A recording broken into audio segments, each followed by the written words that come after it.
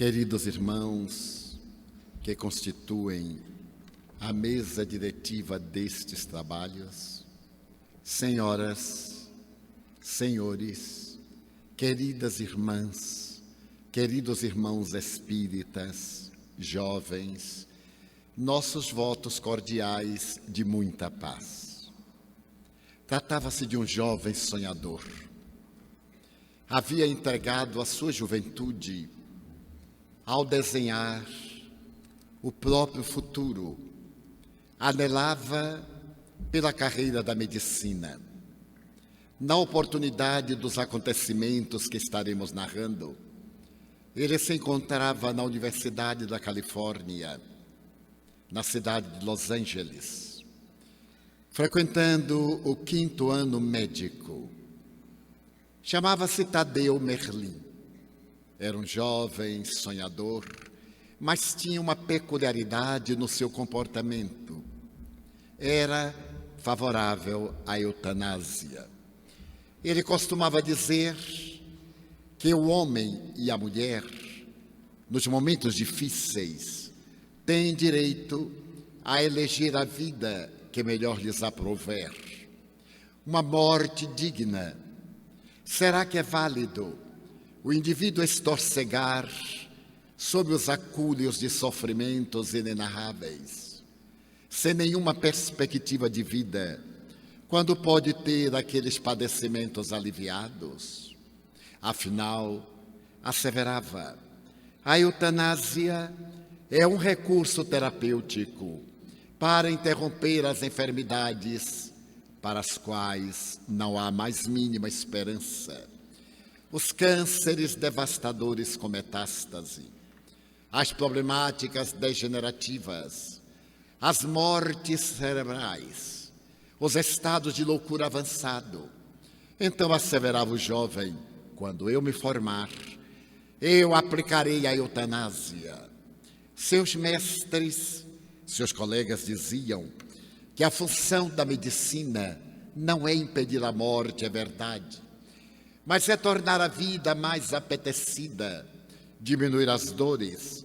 A farmacologia, com a tecnologia de ponta, diariamente, está apresentando medicamentos novos, cirurgias avançadas, e aquilo que hoje parece não ter a menor possibilidade de vida, amanhã torna-se uma realidade. Matar nunca. Diziam os venerandos mestres da universidade, ninguém tem o direito de interromper a vida. A medicina nasceu para equacionar os problemas da criatura humana na área da saúde. Mas o jovem era renitente. Quando ele passava pelas áreas daqueles doentes desesperados, ele se comprometia, quando recebesse o diploma, aplicaria a eutanásia. Oportunamente, no verão californiano, sempre sucedem tempestades características, chuvas torrenciais, transbordamento de rios. E naquela oportunidade, caiu uma tempestade sobre a cidade que exigiu estado de emergência. As ambulâncias percorriam as ruas inundadas, árvores caídas, edifícios tombados. O Hospital das Clínicas estava com pacientes desesperados pelos corredores. Os centros cirúrgicos ocupados, os médicos trabalhando sem cessar, quando, ao cair da tarde, o centro de comunicação recebeu um telefonema desesperado. A pessoa pedia que uma ambulância fosse buscar imediatamente uma senhora que estava com uma deliverance muito difícil. Desde a véspera, ela apresentava os sinais de um parto que não se consumava. E a pessoa do outro lado do fio dizia, eu sou apenas uma aparadeira. Já apliquei todos os recursos leigos e ela vai morrer. Ela e a criança. Depauperada, ela não tem como expulsar o filho. E eu temo que mais de alguns minutos ela estará morta com seu filho. Peço que, por caridade, mande buscá-la para uma cesariana. A atendente ao telefone ficou aturdida. Os centros cirúrgicos estavam superlotados. Não havia um médico. Ela olhou aqueles que estavam de plantão. Todos se encontravam em atividade. Mas no fim da lista, ela viu o nome do jovem estudante, doutorando Tadeu Merlin. Ela o chamou através do interfone e perguntou se ele estava disposto a atender aquele caso desesperado. Tadeu Merlin era um jovem, cheio de ideais. E apesar da ideia esdrúxula sobre o suicídio, sobre a eutanásia, ele disse que sim. Então a pessoa anotou o endereço e prometeu que dentro de mais 1 hora no máximo, uma ambulância estaria à porta levando socorro. Tadeu Merlin correu ao centro cirúrgico, um obstetra deu-lhe orientação muito rápida, preparou uma valise com os medicamentos que deviam ser aplicados para que ela pudesse ter aquelas contrações que expulsavam o feto, e ele partiu.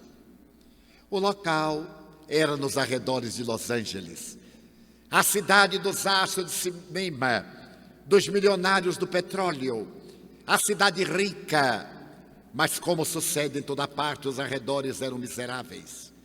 Tratava-se de uma região em que estavam imigrantes, pessoas que haviam entrado nos Estados Unidos e não lograram ainda a oportunidade do green card, do cartão para trabalhar.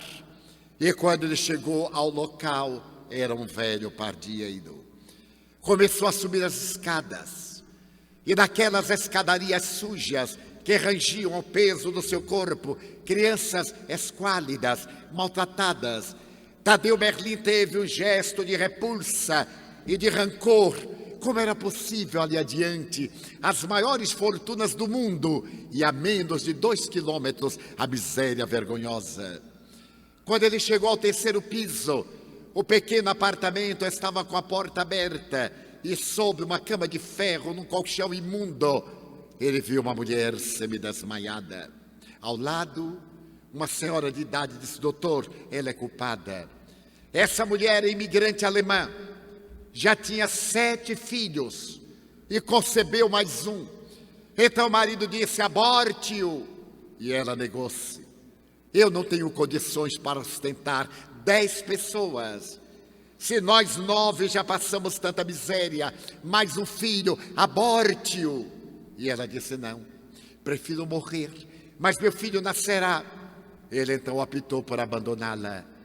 E ela passou miséria, esquálida, não tem força para expelir o filho, não sei o que fazer. Agora o doutor tome conta, eu descerei, vou cuidar da minha família, que desde a madrugada passada eu não atendo. E a mulher saiu revoltada, bateu a porta. O jovem doutorando tomou pulso, estava débil. O colapso periférico, a sudorese, a respiração difícil, nenhuma contração. A criança estava mais ou menos colocada na posição de parto, mas o organismo não a expulsava. Ele aplicou-lhe uma injeção própria para auxiliar naquilo que era necessário para o parto. E a única perspectiva agora era aguardar. Aproximou-se da janela. A tarde caía e uma tranquilidade em a natureza compensava a tragédia daquele dia. Os céus estavam já coruscando com as primeiras estrelas. As palmeiras famosas da Califórnia com a sua cabeleira desgrenhada, oscilando ao vento, os edifícios de luxo e aquele quarto nauseante. Tadeu Merlin, não sei porquê, sentiu a magia do escurecer, a hora do ângelus, e então lembrou-se de Deus. Fazia muito tempo ele estava de mal com Deus. Desde quando se adentrara na universidade, ele optara pelo ateísmo. A religião formal, fundamentalista, não resistia à mínima crítica da ciência. Mas naquele momento, 2 vidas em perigo, o silêncio do anoitecer, ele se sentiu emocionado e disse: Senhor, Se tu existes, salva-os. Eu te suplico, salva-os. Se tu existes e se tu quiseres, salva-os. E comoveu-se. Então ele percebeu que a mulher gemia. Foi ver, ela estava tendo uma das primeiras contrações. Uma hora depois, outra contração. Mais tarde, uma outra. E à medida que a noite avançava, as contrações foram ficando mais ritmadas. E pela madrugada, ela gemeu mais forte, ele acercou-se e percebeu que estava em parto. As contrações repetiam-se e subitamente Tadeu Merlin recebeu a criança, a placenta, mediu 3 dedos na região do umbigo, cortou o cordão umbilical, jogou a placenta num vaso que estava com jornal, fez o tratamento cirúrgico breve, limpou a criança, era do sexo masculino. A mãe entrou naquele sono reparador que depois do parto é uma bênção de Deus. Ele colocou a criança ao seu lado e sorriu jubiloso, salvara 2 vidas. Pegou a caderneta para poder fazer o prontuário no hospital. Olhou o relógio, a hora, tirou a fita métrica, segurou a criança e calculou 2,8 kg. Tirou a fita métrica e mediu. Quando ele foi medir, ele recuou. A criança tinha o pé direito deformado. Era um fenômeno de natureza teratológica. Ele, desesperado, blasfemou. Que desgraça! Tenta esforço para salvar um coxo. A vida dele vai ser claudicar da perna direita. As crianças são impiedosas e naturalmente irão chamado de rengo, aleijado. Vai ter uma infância infeliz neste bairro miserável e pode tornar-se um criminoso. Mas eu tenho a clava da justiça na minha mão, pensou ele. Eu vou salvá-lo. Vou aplicar-lhe a eutanásia. A mãe dorme, não há testemunhas, aplico-lhe uma injeção e evito que a sua vida seja desventurada. Até sorriu de alegria, ia poupar aquela criança de sofrimentos. Preparou uma injeção letal e quando pegou o braço magro do menino e ia aplicar a substância destruidora, a consciência gritou: quem és tu para matar a ninguém? Que direito tu tens sobre a vida dele? A tua tarefa era salvar as vidas, tu já salvastes, deixa-o. Ele teve um choque. Meu Deus, como a consciência é terrível. Jogou a criança lá, atirou a substância fora, ficou envergonhado, fechou a valisa, desceu a escadaria precipitadamente, pegou a ambulância, voltou ao hospital, preencheu aquele laudo que ficaria como um prontuário de vida e partiu. O tempo é o grande mensageiro de uma realidade que não se extingue. O jovem Tadeu Merlin tornou-se médico. Transferiu-se para o meio oeste americano. Foi ser pediatra. Adquiriu uma clínica muito boa. Era famoso na sua região. Casou-se. Teve uma filha. A filha de Tadeu Merlin eram os olhos da sua alegria de enxergar o mundo. A filha cresceu. Foi estudar medicina na Universidade de Los Angeles. Ali conheceu um colega, também estudante de medicina, casou-se. Vieram os 2 agora médicos morar próximo do doutor Tadeu e senhora Merlin para colaborarem na clínica infantil. Passaram-se os meses e 2 anos depois, a filha do doutor Tadeu deu-lhe a felicidade de uma neta. Dizem que os netos são as joias que a divindade concede aos indivíduos quando começam a declinar nos anos. Mas também dizem que ser avô é ser o jumento que o filho amestra para o neto poder montar. Porque tudo aquilo que nós negamos aos filhos, nós cedemos ao neto. A maior missão do avô é deseducar o neto que os seus filhos educam. Tadeu e senhora Merlin encontraram em Bárbara, a netinha, a razão da felicidade e procuravam dar uma assistência, gerando atrito com a filha e com o genro. Vocês hoje não sabem educar. Passaram-se os anos e quando Bárbara completou 5 anos, seus pais vinham de uma jornada. A vida se havia modificado, porque a filha do Dr. Tadeu preferiu fazer doutorado em medicina e transferiu-se para Los Angeles com o marido. O Dr. Tadeu também, ele não podia viver fora da netinha. Construiu uma mansão para ele, a mulher, e outra mansão para a filha, a neta e o genro. Foi exatamente numa noite terrível de chuvas torrenciais no verão que a cidade foi alagada. E pela madrugada, o telefone tocou na casa do Dr. Tadeu Merlin. Ele foi atender e uma voz dizia: não temos certeza, mas nós recolhemos de um automóvel que derrapou e incendiou-se 2 cadáveres que foram incinerados. Encontremos o nome do Senhor. Os cadáveres estão no necrotério. O senhor poderia vir? Tadeu Merlin jogou o telefone, pegou o automóvel, foi em disparada. Ele conheceu o necrotério daquele hospital.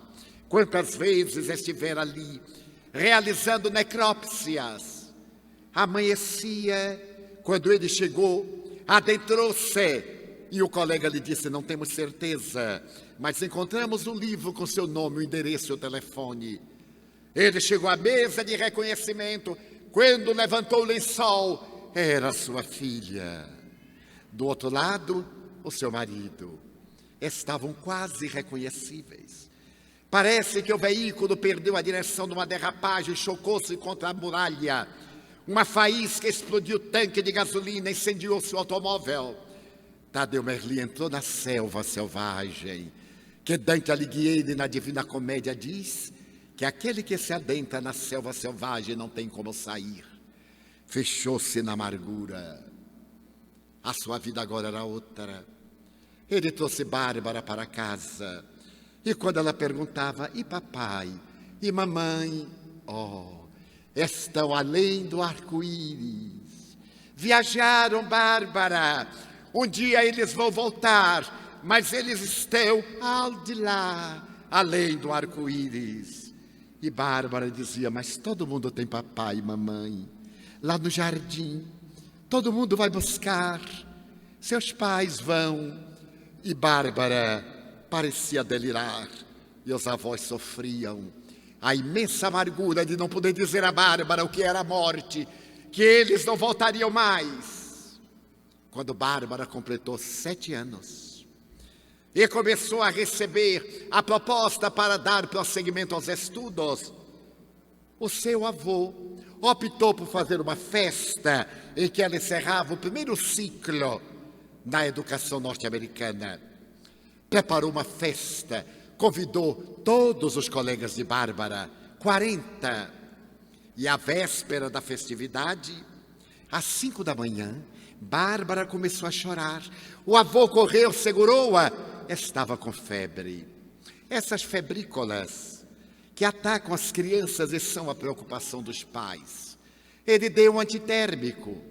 Às 8 horas, Bárbara estava muito pálida, com olheiras, mas estava sem febre. Às 10 horas, a febre rompeu. O Dr. Tadeu preocupou-se, era uma infecção. Ele aplicou agora um específico mais forte. Meio-dia, a temperatura caiu. Ele deu um estimulante. Às 3 horas, Bárbara estava pálida, mas estava sem febre. Começaram a chegar as crianças e suas mães. Dizem que em festa de crianças, quem mais se diverte são as mães das crianças. Todas levam bolsas com saco plástico dentro, tanto comem como levam para casa, para fulano, para beltrano. Enquanto as crianças se sujam de algodão doce, as mães conversam sobre a vida de outras. É o destino das mulheres. A festa estava no auge, Quando o doutor Tadeu percebeu que Bárbara não estava brincando, foi pelo imenso jardim e encontrou a netinha embaixo de um caramanchão, tremendo de febre, de frio. Ele ergueu-a. Ela estava ardendo, mais de 39 graus. Era coisa séria. Levou-a para sua recâmara. A festa foi suspensa. Ele chamou um outro colega. E o colega disse, é coisa grave. Vamos fazer exames complementares imediatamente, sangue, urina. Um laboratório foi convidado para a emergência. Tirou o sangue de Bárbara. Ela delirava. Aplicaram o medicamento, Bárbara continuava delirando. Às 8 horas da manhã veio o diagnóstico. Bárbara era portadora de uma virose letal. Era uma virose que atacava uma criança em 1 milhão de crianças. Não havia cura, porque aquele vírus era tão terrível que não dava campo para poder fazer a pesquisa.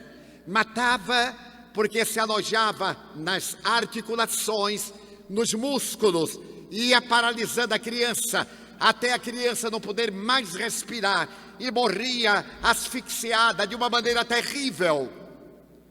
Quando veio o resultado, o colega disse, se fosse minha neta, eu aplicava a eutanásia, para não vê-la sofrer. O doutor Tadeu disse, de forma nenhuma, matar a minha neta, mas o sofrimento dela será insuportável. Mas eu tenho que lutar, eu sou um homem rico, recomende-me outro médico. O colega disse, bem, está agora na moda as clínicas Mayo. E ele viajou para as clínicas mais famosas do mundo na década de 40. Quando lá chegou o próprio Dr. Mayo, examinou toda a história e disse, não tem cura. Infelizmente, nós nunca conseguimos um anticorpo, uma vacina, porque a doença é tão rara e mata com tanta rapidez que não temos tempo. Leve sua filha para casa, sua neta. Se fosse minha neta, eu aplicaria a eutanásia para não haver sofrer. Mas eu aplicar a eutanásia na minha neta? Não, eu me recuso, eu irei lutar. Mande-me a um outro médico. Mas não tem outro médico. Minta-me, mande-me alguém. Eu tenho que continuar até ela morrer dos meus braços. O Dr. Mayo sugeriu um especialista na Alemanha. Naquele tempo as viagens aéreas eram muito difíceis, especialmente entre as Américas e a Europa. Mas o doutor Tadeu Merlin, senhora e Bárbara, e uma enfermeira especializadas viajaram a Frankfurt. E foram a um jovem médico que estudava vírus. Mas quando ele viu o estado de Bárbara, ele disse, não há mais tempo.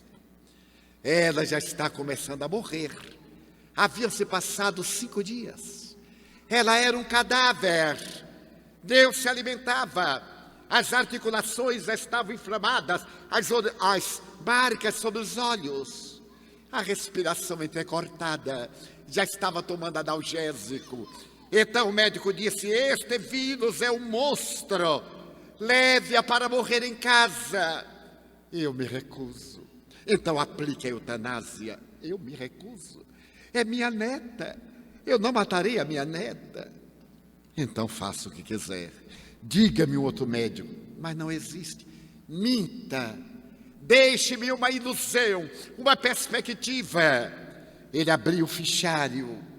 Tirou uma ficha especializada e disse, nos Estados Unidos há um jovem médico estudando esse tipo de vírus. Mas ele mora no lugar de assistência precária, numa região de mineradores de carvão. Mande-me até ele, mande o telegrama, peça que ele me receba. E fez a longa viagem de volta. Chegando a Nova York, contratou uma avioneta especial. Bárbara chorava o tempo todo. Quando ele chegou no local, era uma região paupérrima, uma ambulância caindo aos pedaços, uma região quente. Ele arrependeu-se, porque além da problemática da menina, o calor, a poeira, a ausência de conforto, mas assim mesmo entraram na ambulância e foram até a clínica. Não era uma clínica, era um barracão de tábuas. Quando ele entrou, a netinha, carregada por uma maca por 2 jovens enfermeiros, e ele chegou à sala de recepção, ele teve um choque. Eram crianças aleijadas, crianças deformadas, crianças chorando. Ele foi diretamente à secretária e disse: eu tenho um encontro com o doutor. Diga-lhe que eu venho recomendado da Alemanha. Por favor, eu preciso de falar com o doutor Müller. A enfermeira entrou, daí a pouco ele também. O doutor Müller era um jovem de aproximadamente 30 anos, 32 anos. Estava no seu birô, mandou que colocasse Bárbara sobre uma mesa com rodas. E o doutor Tadeu disse: por misericórdia, cuide da minha neta. Deu-lhe o prontuário, aqui está. O jovem médico disse: eu não quero ver a opinião de ninguém. Eu mesmo irei examinar. Eu farei o meu diagnóstico. Não gosto de me deixar impressionar pelo que os outros disseram. Então ele mandou que trouxesse Bárbara até ele. Bárbara choramingava. Ele então olhou para ela sorrindo e disse: Bárbara, eu vou fazer um exame e vai doer. E apertou, ela gemeu. Ele disse: mas você vai jogar futebol outra vez. Apertava, ela gemia: Bárbara, você vai montar em bicicleta, vai nadar, tal. Depois ele disse: não há dúvida, ela é portadora de uma virose incurável. Agora eu vou olhar a opinião dos colegas. Era o que todos diziam. Mas, há 10 anos, desde quando eu estava na faculdade, eu persigo esse vírus, mas só encontrava em cobaias animais, em coelhos e em ratos. Nunca tive experiência humana, porque é um vírus tão especial. Eu estou fazendo uma vacina, mas ainda não tentei em nenhuma criança. O doutor Tadeu juntou as mãos e disse: por favor, aplique na minha neta. Mas pode ter sequelas. Mas ela está morrendo. Ela vai morrer de qualquer forma. Aplique, doutor Müller. Eu suplico, salve ou mate a minha neta. Ele disse: então assine aqui um documento autorizando-me. Ele assinou sem ler. O doutor Müller chamou a enfermeira e disse: leve-a, vista-lhe o maiô. Vamos fazer hidroterapia. Primeiro banhos em águas quentes e frias, alternadamente para dar choque térmico. Depois de 15 minutos, chame-me. E ficou olhando o prontuário. Quando a enfermeira abriu a porta, disse: doutor Müller, a paciente está pronta. Ele levantou, empurrou o birô que tinha rodas. E quando ele saiu, puxava da perna direita. Tinha uma bota ortopédica. Ele foi claudicando. O doutor Tadeu olhou. E ele também diz: está olhando para minha perna curta? Aqui eu sou chamado doutor manco. Porque todo mundo aqui é aleijado. São aleijados os pacientes, os enfermeiros, o médico. Aqui ninguém ri de ninguém, porque todo mundo tem problema. Ele então perguntou: mas foi algum acidente? Ele disse: não, é congênito. A minha história é curiosa. Imagine o colega que eu sou o 8º filho de um casal alemão que morava nos arredores de Los Angeles. Papai não quis que minha mãe me tivesse. Pediu-lhe que abortasse e ela se recusou. Preferia morrer a matar o seu filho. Por isso mesmo ele abandonou-a com 7 filhos. E ela manteve uma gestação difícil. Quando eu estava para nascer, foi a maior dificuldade. Então alguém telefonou ao hospital e mandaram um médico extraordinário. O médico salvou mamãe e salvou-me a mim. Quando ela voltou ao normal e soube, ela foi ao Hospital das Clínicas para saber quem era o médico. Quando ela chegou lá, a enfermeira disse: senhora, eu não posso dar o nome do médico. É uma questão ética. Não temos o direito de violentar. Mas mamãe lhe disse: minha amiga, Eu queria dar ao meu filho o nome do médico que lhe salvou a vida. Mas eu não posso, minha senhora. É segredo. Então mamãe se irritou e disse: qual é a mulher que guarda segredo? Ainda mais para outra mulher. Ela então foi ao prontuário, pegou, colocou no balcão e disse: eu vou beber água, o que a senhora fizer eu não tenho nada com isso. Mamãe abriu e viu lá o nome dele, Dr. Tadeu. Então ela colocou meu nome, Tadeu Johann Müller. Mas é um nome tão importante que eu tenho vergonha. Aí eu prefiro que me chame Doutor Manco. Na escola eu era aleijadinho, aqui eu sou manco. Doutor Tadeu lembrou-se daquela noite, lembrou-se daquela criança que ele ia matar, porque ia ser aleijada. Então o doutor Tadeu disse: Deus meu. Lembrou-se de Deus outra vez. É melhor ser manco do que ser cego como eu era. O doutor Manco perguntou alguma coisa e disse: não, eu estou desvairando. O doutor Tadeu Johann Müller atendeu a Bárbara. No dia seguinte aplicou a vacina. Um mês depois, Bárbara teve alta. E a partir daquele dia, a virose desapareceu da terra, graças à vacina criada pelo doutor Tadeu Johann Müller, o manco, a quem o doutor Tadeu Merlin poupou a vida. Felicidade. O que é a felicidade? Já dizia Aristóteles que a felicidade é a meta da nossa vida. Buscar a felicidade, eis a razão pela qual nós estamos na terra. Mas o que é a felicidade? Para o glutão, é comer muito. Para o desportista, é atingir o máximo, quebrar recordes. Para cada um de nós, a felicidade tem um sabor diferente. Mas foi para entender a felicidade que nasceu a filosofia. Para poder entender a vida, surgiram as primeiras escolas filosóficas no Ocidente, já que no Oriente elas eram portadoras de um caráter religioso. Anaxágoras, pré-socrático, e uma verdadeira elite de pensadores gregos haviam estabelecido as éticas para a felicidade, até quando Epicuro, o grande filósofo, estabeleceu que a felicidade consiste em ter, porque quem tem, pode. Quem pode, compra. Quem compra, goza. E apresentou a chamada escola hedonista, a escola do prazer, da beleza. Todos nós somos hedonistas, gostamos da beleza, do prazer, do conforto. Dizia Epicuro, na doutrina que ficou também com seu nome como epicurista, que a verdadeira felicidade é ter.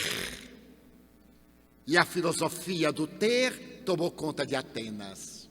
Mais tarde, alguns discípulos perceberam que todo aquele que tem sofre o medo de perder a posse, que é possuidora.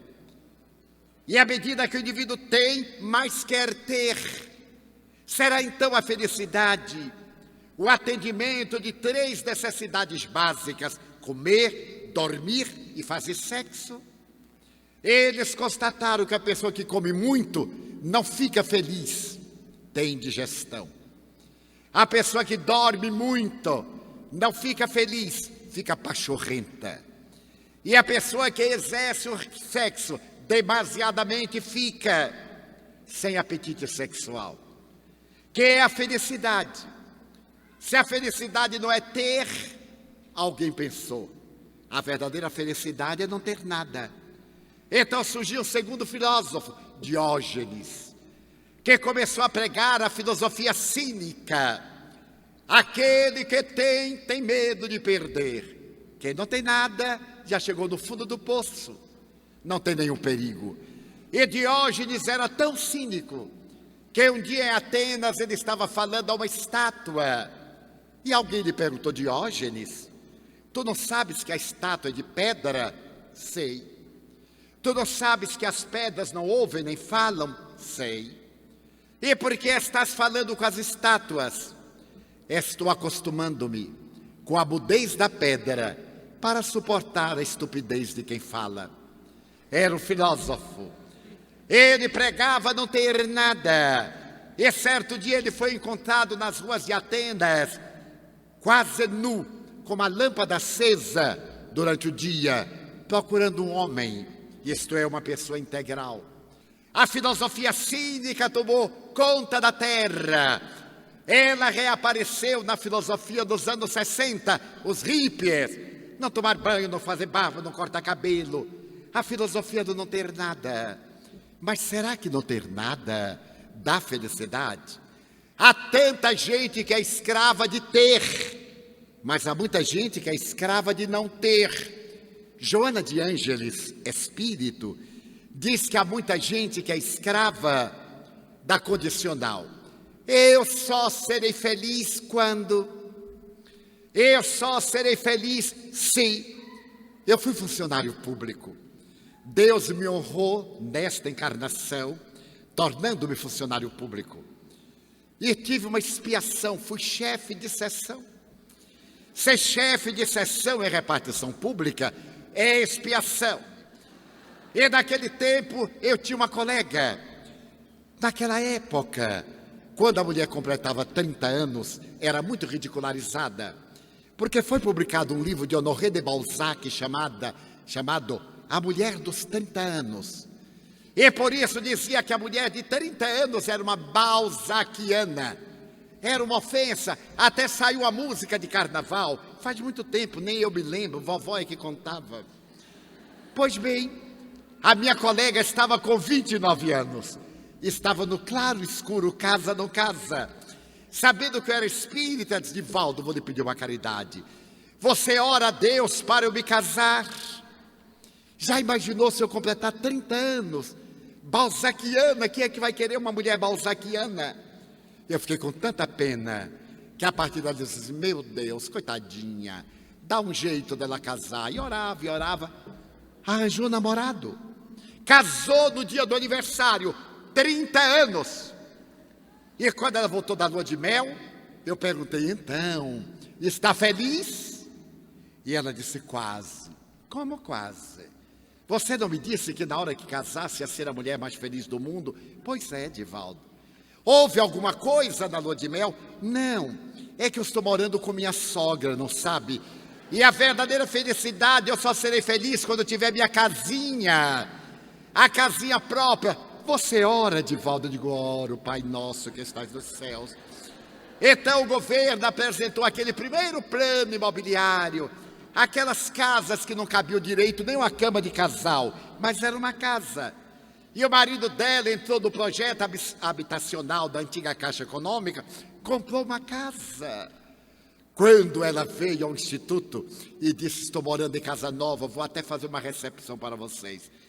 Nós éramos 8 colegas. A sala de jantar era tão grande que a gente não cabia os 8. Um tinha que ficar na cozinha, o outro no corredor, o outro na sala. Mas era a casa dela. Eu digo: agora você está feliz. Você já tem marido, você já tem casa. Está feliz? Quase. Eu só serei feliz mesmo quando tiver um automóvel. Você sabe, aqui fica longe, eu tenho que pegar 3 conduções. Você ora, Divaldo, para meu marido comprar um automóvel? Eu digo: vou orar sim. Claro, eu já vi que está dando certo. Pai nosso. Certo dia eu chego ao trabalho e a minha colega chega de automóvel. Não era um automóvel, foi um plano que o governo fez para um automóvel barato. O automóvel não tinha quase nada, era só a lataria e o motor, mas era um automóvel. Ela saltou de carro, eu saltei de ônibus. Então eu digo: não está certo, agora eu vou orar para eu ter um carro, nem que seja um carro de mão. Entramos no elevador, ela alegre, eu disse: então, já tem marido, já tem casa, já tem carro, agora está feliz, não é verdade? Quase. Como quase? Divaldo, você veja, eu só serei feliz quando tiver minha filhinha. Eu estou programando ter uma menina daqui a 3 anos e 2 anos depois ter um menino. Porque até aquele tempo era Deus que programava, veio a pílula, aí todo mundo começou a programar. Você ora, Divaldo, aí eu vou ser feliz. Eu oro, Pai Nosso, são mais 2 espíritos para reencarnar e tal. Teve uma menina, 2 anos depois, um menino. Quando ela me convidou para ver o seu filho, as 2 crianças lindas, eu disse: agora, por favor, você está feliz? Quase. Porque veja, eu só vou ficar feliz mesmo quando meu filho for engenheiro da Petrobras e a minha filha se tornar psicóloga. Eu digo: não vou rezar mais, porque eu já morri. Ela era escrava do que não tinha. Então eu me lembrei de uma anedota que eu li no jornal, a história de Pafúcio. Era chamada A Família Feliz. Eram uns quadrinhos que viu no jornal. Marocas era o tipo da mulher ideal e Pafúcio era o tipo do marido especial. Certo dia, Marocas passou numa loja e viu um vaso de cristal. E mulher adora coisa cara. Cristal, joias, essas bobagens. E ela era muito técnica. Ela começou a trabalhar a cabeça do marido, porque a mulher verdadeira não pede, ela insinua. Então o marido comprou o jarro e chegou em casa e disse: meu bem, olha o presente que eu lhe trouxe. Ela fez: meu Deus, ele adivinha meus pensamentos. Mas a felicidade de uma mulher é provocar inveja noutra mulher. Ela botou uma toalha na mesa, colocou o jarro, uma dúzia de flores, chamou a vizinha. Dona Margarida, venha ver o presente do meu marido. Dona Margarida veio e disse: meu Deus, que jarro de cristal lapidado. E aí Marocas ficou feliz porque a vizinha estava com inveja. Mas a felicidade da vizinha era provocar Marocas e disse: lindo, só que a toalha não é lá grande coisa, não é? Para um jarro desse, ela disse: eu sei, eu botei por botar. Quando a vizinha saiu, ela tirou o jarro e começou a trabalhar a cabeça do marido. Daí a um mês ele trouxe uma toalha da Ilha da Madeira, uma toalha de labirinto, ponto de crivo, em linho belga. Ela botou a toalha, botou o jarro, botou uma dúzia de cravos. Dona Margarida, venha ver que marido esse, olha a toalha que ele acaba de me dar. Dona Margarida disse: agora sim, o jarro está digno da toalha, mas os móveis, minha filha, são muito velhos. Ela disse: até nós já íamos mudar. E trabalhou Pafúcio. Por causa do jarro, Pafúcio teve que erguer mais um andar na casa, porque o jarro exigia toalha, que exigia mesa, que exigia jogo de cama. Então é a felicidade daquilo que não se tem. Será que a felicidade é não ter nada? É ser escravo do que gostaria de ter? Surgiu um terceiro filósofo. Este filósofo, Zenão, da cidade de Cício, dizia que nós somos infelizes porque temos medo. Temos medo da doença, medo da solidão, medo de perder o emprego, medo de um crime, medo da morte. A verdadeira felicidade é uma atitude estoica, não ter medo. E então ele pregou o estoicismo, que é uma doutrina de uma beleza incomparável, em que a pessoa aprende a lutar contra a dor, a ter resistência. Os estoicos tomaram conta da terra. Conta-se que um grande estoico, na corte de Nero, fez um legado notável à humanidade. Então o estoicismo desenvolveu-se até o momento que os estoicos notaram que aquele que se prepara para resistir às dores físicas nem sempre aguenta as dores morais. Quem pode se prevenir contra a saudade, contra a dor de uma traição, contra um equívoco? Então Sócrates estabeleceu que a felicidade consiste em 3 valores: uma consciência tranquila, um coração pacificado e um caráter reto. Só tem consciência tranquila quem tem um bom caráter. E tendo a consciência tranquila pelo caráter reto, tem o coração pacificado.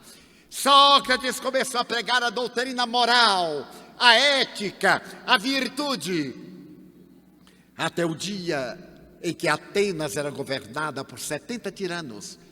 E Sócrates pregou a rebelião dos jovens, para que não se submetessem às exigências arbitrárias daqueles tiranos, ele foi denunciado, foi julgado, foi condenado à morte. Platão conta em uma bela página dos diálogos socráticos que no momento em que o juiz disse: eu te condeno à morte, Sócrates sorriu e disse: Senhor, que bobagem. Todos nós, quando nascemos, já nascemos condenados à morte. Todos vamos morrer. Mas eu te condeno a morrer numa data que eu vou afixar. Oh, meritíssimo. Só se morre quando os deuses permitem que se dê a morte. E então, ele foi mandado para o cárcere. Estava ele na cadeia, quando Criton, discípulo dele, conseguiu falar com o mestre. E disse: mestre, eu venho trazer-te a liberdade. E Sócrates perguntou: liberdade? Por que, Criton? Porque tu estás encarcerado. Criton, eu sou livre, porque eu sei pensar. Até onde vai o meu pensamento, aí vou eu, Criton. Mestre, essas paredes são de óleo de baleia, de cal, pedras, ferros. Criton, encarcerado está aquele que tem vícios. Aonde ele vai, o vício encarcera-o. Mas eu, à medida que penso, eu viajo. Eu não fugirei. Como é que eu iria fugir? Mestre, nós subornamos o guarda. Já naquele tempo havia suborno, imagine hoje.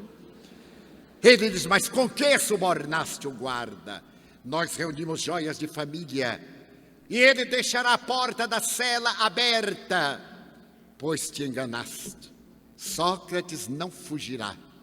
Dize aos meus discípulos que eu não fugirei. Como é que eu poderei concordar com suborno para pregar a verdade, a dignidade, a honradez? Eu não fugirei. Então o jovem disse: mestre, eles vão matar-te amanhã. A mim? Sócrates é imortal.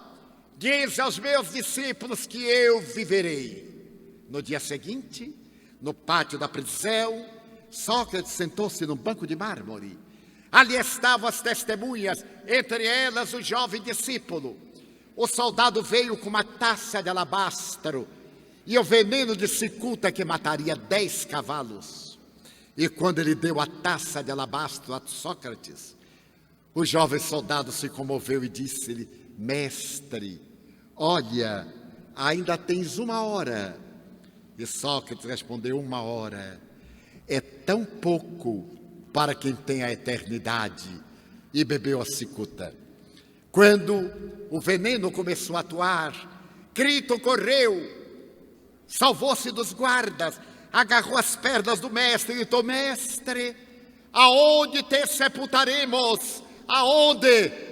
Sócrates fez um esforço, olhou para o discípulo e disse: Criton, o corpo joga fora em qualquer lugar. Sócrates não está dentro dele. E não te esqueças de pagar um galo que eu devo a Asclépios. Asclépios era o deus da medicina. E naquela época ofereciam-se holocausto a animais. Ele devia um galo ao deus Asclépios. E queria sair da terra não devendo nada. Passaram-se 2.350 anos, mais ou menos, desse diálogo. E Sócrates aqui está em nossa palavra. Felicidade. A felicidade é o resultado das ações corretas, que dão uma consciência de paz e que pacificam o coração.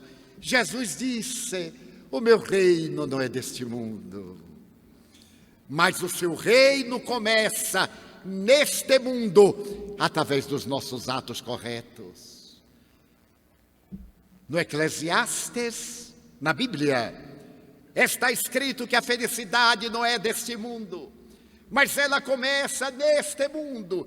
E a doutrina espírita, confirmando a tese socrática de que a morte não é o fim da vida, abre-nos um painel de beleza, que é a imortalidade.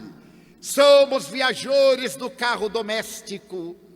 materializado da carne, para intelectualizarmos a matéria e desenvolvermos o Cristo interno, o Deus interior, a divina lei que está em nossa consciência. A verdadeira felicidade consiste em dar, não em reter. A verdadeira felicidade consiste em amar, não em ser amado. Toda pessoa que deseja ser amada é criança psicológica. Toda pessoa que ama é adulta espiritual. Vejamos Jesus: eu vim para que tenhais vida, e vida em abundância. João Batista: é necessário que eu diminua para que ele cresça. Então a felicidade, diz o poeta brasileiro Vicente de Carvalho, é um pomo que pomos aonde não estamos e que sempre estamos aonde não a pomos. Então a felicidade para nós invariavelmente é sensorial, é o prazer, mas qualquer prazer depois de fruído deixa um laivo de amargura, deixa um desencanto. Amamos alguém, temos um interesse sexual, unimos a pessoa, é a minha felicidade. Por quanto tempo? Esta é uma felicidade condicional. É necessário então que nós transcendemos o corpo. A felicidade é emocional, é um estado interior, não é uma linha reta, é uma linha sinuosa, em que há momentos de júbilo e há momentos de preocupação, é natural. Se ela fosse uma linha horizontal, seria tediosa, ninguém suportaria. Então a verdadeira felicidade é resultado também dessa luta, dessa aspiração. A plenitude da felicidade é que só teremos no mundo espiritual quando superarmos os limites da matéria. Mas será possível ser feliz no mundo? Sim, não ambicionando além do que pode reter. Há um velho ditado: quem muito abarca, pouco aperta, porque a pessoa não tem dimensão. Se nós aprendermos a sorrir com o que temos, com o que somos, com o que estamos, aspirando mais, isto é felicidade. Daí a busca da felicidade é muito fácil. Eu encontrei a felicidade no dia que eu descobri que a alma era imortal. Eu sabia, através da religião que eu professava, que além da morte havia vida. Mas quando o Espiritismo me iluminou a consciência, me explicou por que sofremos, porque existem aqueles que são ditosos e aqueles que são desventurados, então eu aprendi a ser feliz, mesmo na dor. Quantas dores me assaltaram neste longo caminho. As lágrimas não chegavam a correr, porque o coração estava entibiado de forças. E eu dizia: muito obrigado, Senhor. Somente me acontece aquilo que eu devo. E se eu estou resgatando, eu estou feliz. Então eu me lembrei de Santa Teresa de Ávila. Santa Teresa de Ávila, a doutora da igreja, certo dia nas suas viagens para purificar o Carmelo, para dignificar os monastérios, teve que atravessar uma ponte pêncil sobre um rio caudaloso numa chuva terrível. E ela foi atravessando a ponte, ameaçando de cair, e ela: Senhor, Senhor, me ajude. Quando chegou do outro lado, salva, era uma mulher notável. Santa Teresa disse: é assim que você trata aqueles que o amam. É por isso que bem poucos o amam. Curioso, ela estava dizendo que o Senhor da vida nos pede algo mais, para que nós sejamos exemplos vivos. Em uma noite de muito padecimento íntimo em minha vida, Joana de Ângeles disse uma frase que eu elegi como roteiro. Ela disse-me: faze da tua vida uma estrada assinalada por pegadas luminosas, para que todo aquele que venha depois de ti possa dizer: Por aqui passou uma luz, porque deixou setas luminosas apontando o rumo. Então a felicidade não é a ausência do sofrimento, não é a ausência da companhia, não é a ausência da dor. A felicidade é esse estado natural de compreender por que sofremos. E a reencarnação nos explica por que sofremos. Porque a reencarnação nos diz que nós somos semeadores e somos colhedores. Somente colhemos o que nós semeamos.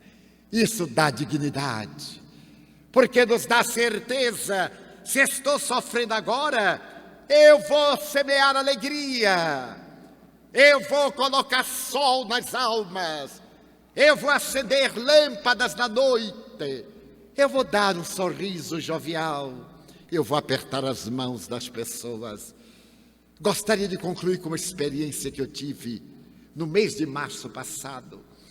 Eu visito determinado país da América Central desde o ano de 1969. Invariavelmente eu vou, realizo as conferências, volto. E em março último, a minha última conferência terminava às 11 da noite. Eu deveria pegar um voo ao Panamá às 2 da manhã para pegar um voo em São Paulo, chegar a Salvador. E quando eu terminei a conferência, ficamos conversando com os amigos, levaram-me ao aeroporto, eu fiz o check-in, adentrei-me, e na hora em que eu entreguei o passaporte ao guarda aduaneiro, ele estava de mau humor e muito grosseiro. Ele me disse: o senhor não pagou o imposto de turismo? Eu disse: desculpe, eu não sabia. Como não sabia? Eu disse: eu não sabia porque no check-in ninguém me disse nada. Eu venho a este país há muitos anos e deve ser um imposto novo. Ele disse: é recente. Olha ali escrito. E eu disse comigo: eu vou dar uma lição neste sujeito, que ele não vai esquecer nem daqui a 10 reencarnações. Quando ele apontou: olha ali, eu olhei para o outro lado. Ele do lado de cá, eu disse: aonde? Espera aí um pouco. Não repare, eu sou quase cego. Eu sou míope. Eu sei que o senhor é homem, porque eu estou vendo o vulto e pela sua voz. Ele aí assustou. Não está vendo ali? Eu digo: aonde? Ali, e eu não olhava para o lugar. Ali está escrito: por favor, pagar o imposto de turismo. Eu disse: me perdoe, eu não estou enxergando. Aonde paga? Ele disse: ali, naquele balcão. Eu disse: você me ajudaria, meu filho, por favor? Ele perdeu a grosseria. Ele disse: pois não. Saiu, me pegou e eu fui quase cego. Quando chegou lá no balcão, eu tirei a carteira, perguntei quanto. Ele disse: são $15. Ele disse: você paga para mim, por favor? Dei a carteira a ele. Mas apesar de ser quase cego, eu fiquei olhando minha carteira. Ele tirou os dólares, pagou, prendeu o recibo no passabordo, no cartão de entrada, e me levou até o portal para passar no raio-x. Mas já era outro homem, mudou. O meu gesto de dependência mudou, mas ele aí se vingou de mim. Porque quando eu ia pisando, ele disse: um momentinho, gritou para o colega: fulano, pegue aí o velhinho que ele é quase cego. Eu preferia pagar outro imposto, mas não isto. Aí o outro veio e disse: o senhor não enxerga não? Eu digo: quer dizer, mais ou menos, não sabe? Eu fui pegar o meu laptop, a minha pasta, e disse: eu ajudo o senhor, pode ficar tranquilo. Pegou e disse: o senhor acerta ir à gate? Eu digo: acerta, eu conheço, eu vou levar o senhor lá. Eu digo: não, meu filho, muito obrigado, vou. Aí me levou. Ele disse: sente aí, defronte da entrada, não saia. Daqui a pouco eu venho, olha a diferença. Daqui a pouco eu venho para pôr o senhor dentro do avião. Eu disse: não venha, não venho. Eu digo: pronto. Eu tinha 2 horas para ler, aí abri o livro e fiquei lendo. Um olho na estrada, outro olho no livro. Daí a pouco veio o primeiro guarda, o que me tratou mal. Ele veio, sentou-se: senhor Pereira, porque em espanhol é o segundo nome, que é o nome do pai, diferente de nós brasileiros. Senhor Pereira, eu fui muito grosseiro com o senhor, não fui? Eu digo: foi, muito grosseiro. E é de lamentar, meu filho, porque você é funcionário público, você é meu empregado. O governo lhe paga os $15 que eu paguei. Por que o funcionário público trata tão mal os seus patrões? O patrão do funcionário público é o cliente. Nós pagamos o imposto, o governo paga e ele tem que nos atender. Não faça isto. Eu sou um homem de idade, vou lhe dar um conselho. Embora eu não lhe enxergue muito bem, mas você deve ter uns 26, 28 anos. Podia ser meu neto. Trate bem as pessoas, porque as pessoas saem e jogam sobre você numa vibração de simpatia. As pessoas saem com raiva. Você deve estar com problemas. Eu estou. Mas todo mundo vai jogar em você vibrações negativas. Vai ser pior. Ele disse, senhor Pereira, eu estava provocando uma briga para matar alguém ou alguém me matar, porque eu estou com um problema, e me contou o problema. Eu ouvi pacientemente. Quando eu me dei conta, ele estava com a cabeça no meu ombro, chorando. Eu deixei de chorar e disse, meu filho, a vida é muito maior do que este problema. Quem não tem problemas? Eu vou lhe dar a palavra de um velho amigo. Aconselhei como se fosse meu neto. Segurei-lhe as mãos, estavam geladas, trêmulas. Eu digo assim, eu vou lhe transmitir energia. Você acredita na energia? Ele disse, eu não tenho muita ideia. Eu digo, não importa. Dê-me suas mãos. Falei pausadamente. Você vai resolver o problema. Você já ouviu falar que os corsários do Mar Caribe enterraram tesouros nas praias? Ele disse, é uma lenda. Eu disse, pois bem, eu estou aqui perto do Mar Caribe com você. Eu tenho um mapa de um tesouro. Não me diga. Digo. E vou dar este mapa a você. A mim. Como você reconheceu o seu ato, eu vou adotar você como meu neto. E então eu vou lhe dar um mapa. Abri a pasta, tirei o Evangelho segundo o Espiritismo e dei a ele, em tradução ao espanhol. Ele disse, mas é um livro? Eu digo, é um mapa. O tesouro está aí dentro. Você vai encontrar um tesouro com um valor inestimável. Depois me escreva, tem o meu endereço. Aquele homem dobrou-se chorando, beijou as minhas mãos e me disse, o Senhor salvou a minha e talvez outra vida. Eu nunca mais esquecerei do Senhor, Senhor Pereira. Ele disse, nem eu, meu filho, eu nunca mais esquecerei de você. Foi feita a primeira chamada, ele me levou pelo braço, como se fosse um filho. Chegou a comissária de bordo e disse, olhe, seu Pereira tem dificuldade visual, atenda-o. Eu tive que viajar mais 2 horas cego, para poder honrar o compromisso. De quando em quando ela vinha e dizia assim, senhor Pereira, alguma coisa? Eu digo, não, está tudo bem. Recebi uma carta dele 1 mês depois. Eu logo vi que o senhor deveria ter uma religião. Eu estou frequentando a sociedade tal. E recentemente, senhor Pereira, vai fazer o ano que nós nos reencontremos. Porque não é possível. Aquele encontro foi um reencontro. A mente dele já está esclarecida. A reencarnação. Custa tão pouco fazer o bem. Se alguém nos trata mal, sorriamos. Não aceitemos o mal de ninguém. Não deixemos ninguém tirar a nossa alegria. Não permitamos que alguém destrua a nossa alegria de viver. Não aceitemos o presente do mal. Se alguém nos desafiar, digamos mentalmente, é um psicopata. Está doente. Está de mal com a vida. Quem é de nós que não tem inimigos? Todos temos. Importante é não ser inimigo de ninguém. Eu não sou inimigo de ninguém. Mas é provável que eu tenha muitos inimigos. Mas o problema é deles, não é meu.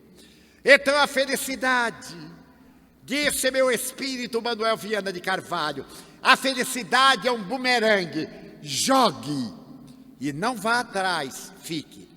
Ele vai, o bumerangue volta. Quando ele passar, você segura. Faça o bem, ame. Se alguém não gosta de você, ele passa mal. Mas quando você não gosta de alguém, você passa mal. Se alguém lhe odeia, pior para ele. Mas quando você odeia, pior para você. O Espiritismo veio à Terra para que tenhamos vida e vida em abundância. Por isso Allan Kardec estabeleceu que a verdadeira felicidade é ação caridosa, porque fora da caridade não há salvação. Caridade para os criminosos, caridade para os amigos. Há momentos em que os amigos não nos entendem, caridade para com eles. Demos-lhe o direito de ser como são, porque se nós não conseguimos ser melhores, porque vamos esperar que os outros o sejam. E desejemos a fraternidade. Quem é tão pobre que não pode dar um sorriso? Eu estava na Alemanha, na cidade de Colônia, ia fazer um seminário. Estava com o meu intérprete. E quando eu fui passando, eu vi um senhor. Ele estava tão enfesado e eu estava tão feliz. Então eu disse: Guten Morgen. O velhote se irritou.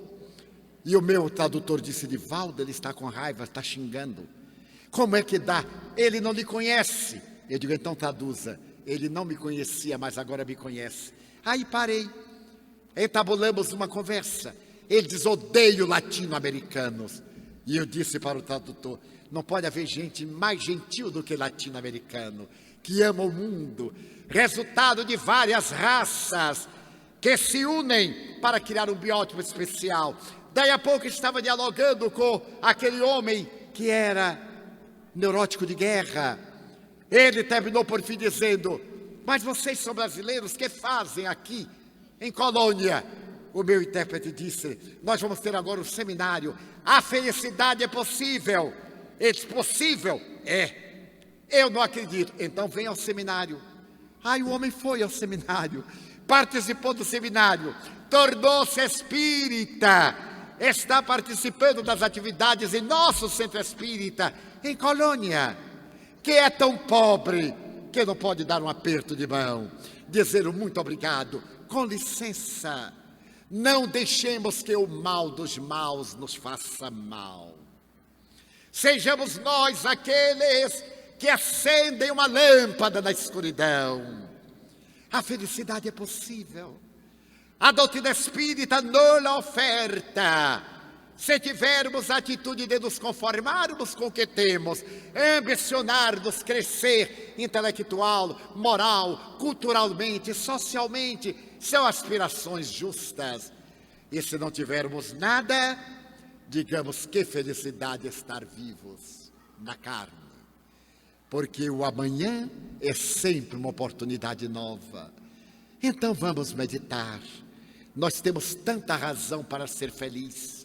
Margarida Lopes de Almeida, a grande declamadora e poetisa, irmã de Guilherme Lopes de Almeida, o poeta paulista, ela dizia: eu tenho tanto para agradecer que não tenho nada para pedir. Então o espírita Amélia Rodrigues escreveu pelas minhas mãos: Senhor, eu gostaria de dizer-te que eu amo a vida, que para mim é bela e é consentida.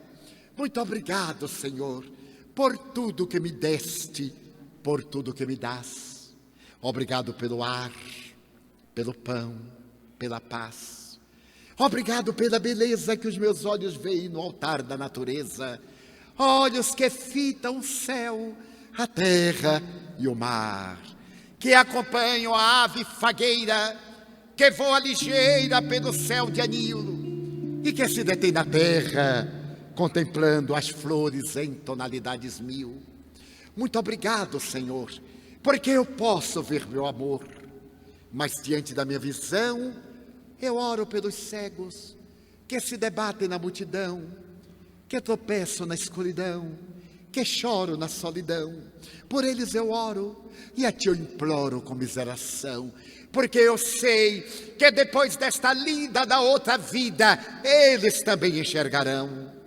Muito obrigado pelos ouvidos meus, que me foram dados por Deus, ouvidos que ouvem o tamborilar da chuva no telheiro, a melodia do vento nos ramos do ormeiro, as lágrimas que vertem os olhos do mundo inteiro, ouvidos que ouvem a música do povo que desce do morro na praça a cantar, a melodia dos imortais.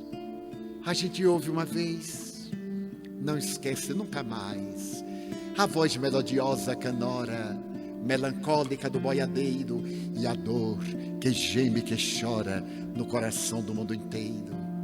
Pela minha faculdade de ouvir, pelos surdos eu te quero pedir, eu sei que depois desta prova da vida nova, eles escutarão. Obrigado pela minha voz e pela sua voz, pela voz que ama, que canta, pela voz que legisla, que ensina, que trauteia uma canção, e o teu nome profere com sentida emoção. Diante da minha melodia, eu quero rogar pelos que sofrem de afasia. Eles não falam de noite, eles não cantam de dia. Oro por eles, porque eu sei que depois desta prova, eles também cantarão. Obrigado pelas minhas mãos, pelas suas mãos, pelas mãos que aram, que semeiam, que agasalham, mãos de ternura, que libertam da amargura, mãos dos adeuses, que limpam feridas, que enxugam lágrimas e dores das vidas, pelas mãos que apertam mãos, mãos que atendem a velhice, a dor, o sofrimento, pelas mãos de poesias, de sinfonias, de cirurgias, de psicografias, pelas mãos que no seio embalam o corpo de um filho alheio sem receio, e pelos pés que me levam a andar sem reclamar. Muito obrigado, Senhor, porque eu posso caminhar diante do meu corpo perfeito. Eu te quero louvar, porque eu vejo na terra aleijados e felizes, amputados, paralisados, que não se podem movimentar. Eu oro por eles, porque eu sei que depois desta expiação, na outra reencarnação, eles também bailarão. Obrigado, Senhor, pelo meu lar. É tão maravilhoso ter um lar. Não importa se este lar é uma mansão, ou uma tapera, um ninho, um grabato de dor, uma casa no caminho, um bangalô, seja lá o que for, mas que dentro dele exista a figura do amor, de mãe, ou de pai, de mulher, ou de marido, de filho, ou de irmão, a presença de um amigo, alguém que nos dê a mão, porque é muito triste viver na solidão. Mas se eu a ninguém tiver para me amar, nem um teto para me agasalhar, nem uma cama para repousar, nem aí reclamarei. Pelo contrário, eu direi: obrigado, Senhor, porque eu nasci. Obrigado, Senhor, porque eu creio em Ti, pelo Teu amor. Obrigado, Senhor, pela Sua atenção. Muito obrigado, senhores.